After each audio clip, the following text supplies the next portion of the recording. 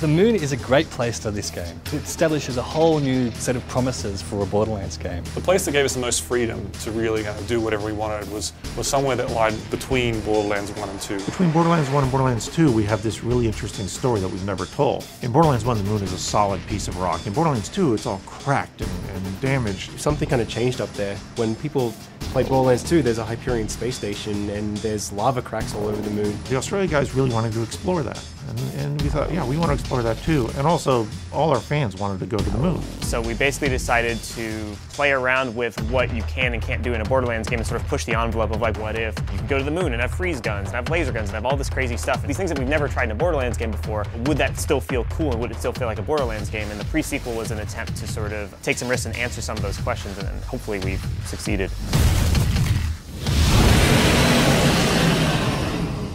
Yeah, because I did notice in my testing as well that if you like blood rushed up at a guy with a jetpack or something and you missed because he moved out of the way, you can get some serious height, which is very fun, but maybe the art guys will kill us if we let play. Even before we started working on Borderlands, as we saw message boards and everything, like people wanted to go to the moon. That was our very first goal in this game. It opened this massive wealth of opportunities of us to kind of change up the gameplay. It's the same Borderlands gameplay they really, really like, with some new twists that actually change the game more than you would think. Yeah, you can jump really high, you can use the oxygen for jetpacks, you can use laser weapons for the first time in a Borderlands game.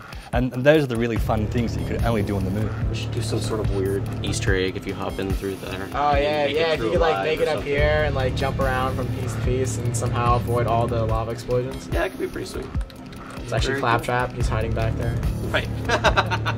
The low gravity feels completely different. It adds this completely new dimension to the gameplay and it changes up the combat spaces. It's giving our level designers this freedom to kind of go crazy from their imagination. We didn't want to just kind of have like, you know, floaty jumps and then have people like stuck in the air for ages and things like that. And we did like a playground early on to try and work out how can we make gravity a really interesting and fun dynamic, and looking at creating levels with a lot of verticality and a lot of platforms that were high up. And after our initial kind of experiments, we just kind of settled on something which actually turned out to be really fun.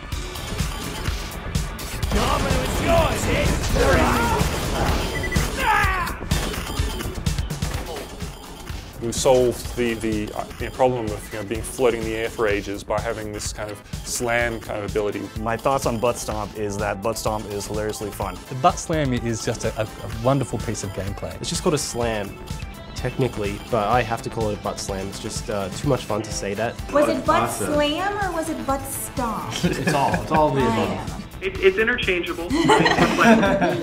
There's nothing like being in the air and being able to just drop down on somebody and stagger them and do a couple shots and headshots and suddenly they go down, and it's just a blast. Send our meanest, greasiest men to grind a Vault Hunter to meaty dust. Was already on it. The cryo weapons have been a really fun one for us to implement. One of our programmers really early on was really keen on creating some kind of ice-shattering kind of tech. We actually have this really cool system that will freeze enemies. So initially when you start shooting them, they'll start to slow down, they'll start turning a little bit blue, but then you can actually freeze them solid. And if they're frozen solid and you get their health low enough, you can actually shatter them. You can either run into them and melee them, they'll shatter into these beautiful ice shards floating off. But also one of my favorite things to do is freeze someone from above, then slam down and shatter them. And we'll also work with like laser weapons, where if you have a laser and you slice through a guy that's made of ice, it'll actually fall apart into two pieces. You know, so that kind of combined with the low gravity and other things, it's really changing the way that you play Borderlands, and I think players are going to really like it. They're really going to enjoy it, and the payoff is going to be huge for them.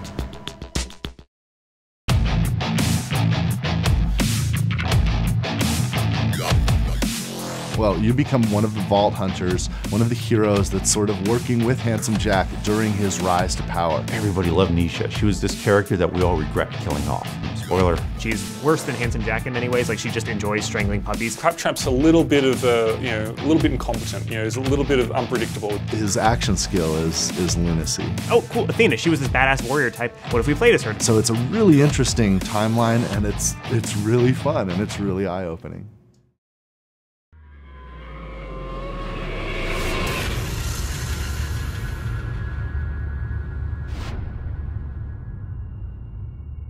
You coming?